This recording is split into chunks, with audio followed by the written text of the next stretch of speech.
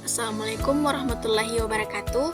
Saya Ummi Nur Syabaniham dari Prodi Perbankan Syariah kelas D dengan NIM 90500122086 yang akan membahas mengenai analisis harta wajib zakat dan implementasinya. Nah, apa sih itu zakat? Zakat ialah kewajiban bagi seorang muslim untuk mengeluarkan sebagian hartanya jika sudah mencapai nisab dan haul untuk diberikan kepada yang membutuhkan.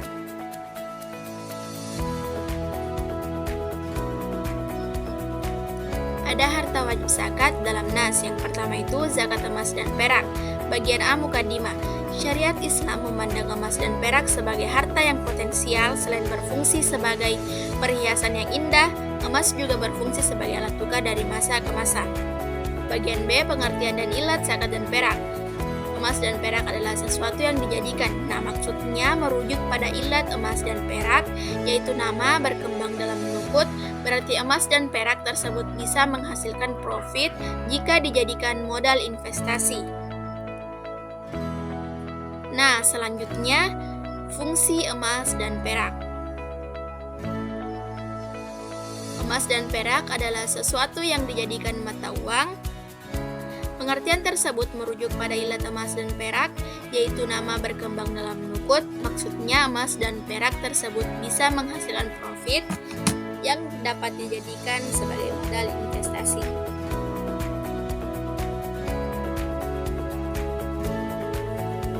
Kedua yaitu zakat perdagangan. Adapun pengertian zakat perdagangan atau perniagaan adalah zakat yang dikeluarkan dari harta niaga. Harta niaga merupakan harta atau aset yang diperjualbelikan dengan maksud untuk mendapatkan keuntungan. Selanjutnya ilat mal tijarah yang terkandung dalam aset niaga sebagai harta wajib zakat adalah nama atau menghasilkan profit. Nah, selanjutnya ada landasan zakat tijarah. Ada 3. Yang pertama Al-Quran, Sunnah, dan Qiyas. Yang ketiga itu zakat barang tambang. Menurut istilah bahasa Arab, hasil tambang adalah ma'din atau ma'adin yang berarti sesuatu atau barang berharga yang diambil dari perut bumi.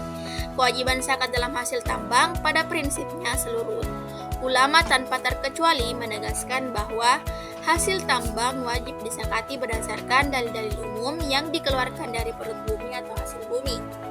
Yang keempat, zakat pertanian.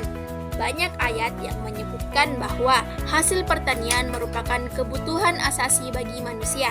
Bahkan, sebagian ulama menyebut bahwa pertanian merupakan soko guru kekayaan dari masyarakat karena awal dari kekayaan adalah pertanian, kemudian ditemukan emas, lalu selanjutnya ditemukan perniagaan. Firman Allah Subhanahu wa taala dalam Quran surah Al-Baqarah ayat 267 yang berbunyi, A'udzubillahi minasyaitonirrajim. Bismillahirrahmanirrahim.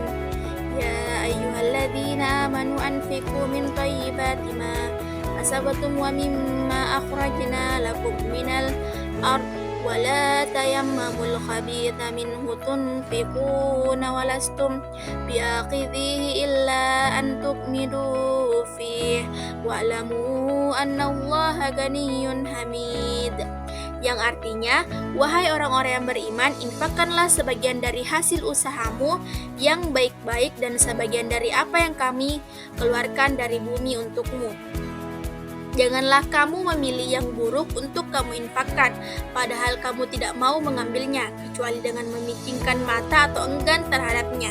Ketahuilah bahwa Allah Maha Kaya lagi Maha Terpuji. Selanjutnya, zakat hewan ternak. Hewan ternak yang dikenakan zakat adalah hewan ternak yang dipelihara dengan niat atau tujuan memperbanyak keturunannya atau beranak pinak, bukan dengan niat untuk diperjualbelikan. Nah, adapun syarat-syarat zakat hewan ternak. Yang pertama yaitu mencapai nisab. Yang kedua telah dimiliki selama 1 tahun. Yang ketiga digembalakan. Yang keempat tidak dipekerjakan. Adapun syarat ketentuan zakat peternakan. Yang pertama berlangsung 1 haul hewan yang diternak. Yang kedua binatang yang berguna. Yang ketiga bertujuan memproduksi suatu hasil komoditas. Yang keempat, pemeliharaan memenuhi kebutuhan pokok. Yang kelima, tidak dipekerjakan. Yang keenam, dimanfaatkan sebagai alat produksi. Yang terakhir, digembalakan.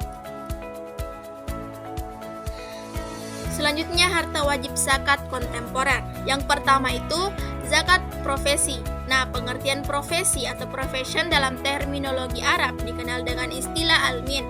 Kalimat ini merupakan bentuk jama dari al-mihna yang berarti pekerjaan atau pelayanan. Selanjutnya, hukum zakat profesi. Hukum zakat penghasilan berbeda pendapat antara ulama fiqh. Mayoritas ulama mazhab 4 mewajibkan zakat penghasilan pada saat menerima kecuali sudah mencapai nisab dan sudah sampai setahun.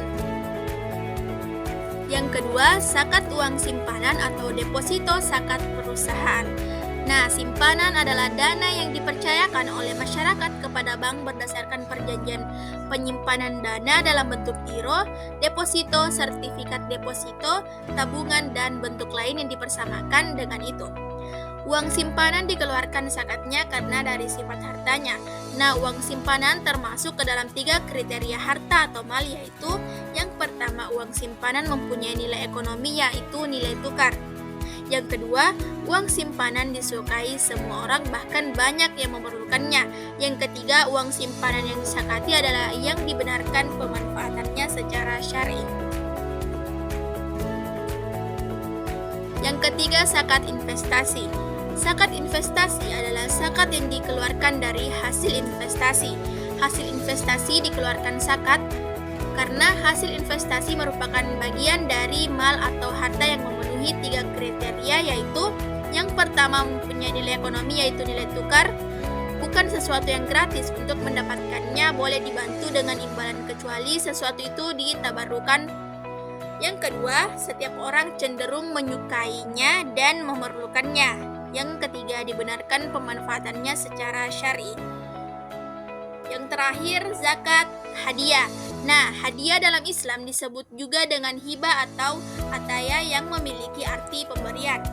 Adapun syarat atau ketentuan zakat hadiah dan yang sejenisnya, yang pertama yaitu zakat hadiah tidak memiliki nisab. Yang kedua, ditunaikan ketika menghasilkan dana, tidak menunggu haul. Yang ketiga, kadar atau tarif zakat hadiah disesuaikan dengan cara mendapatkannya.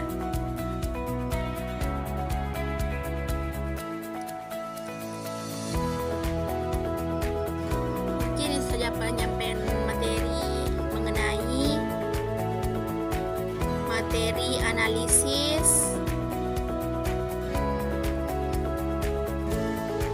harta wajib, zakat, dan implementasinya. Semoga bermanfaat bagi kita semua.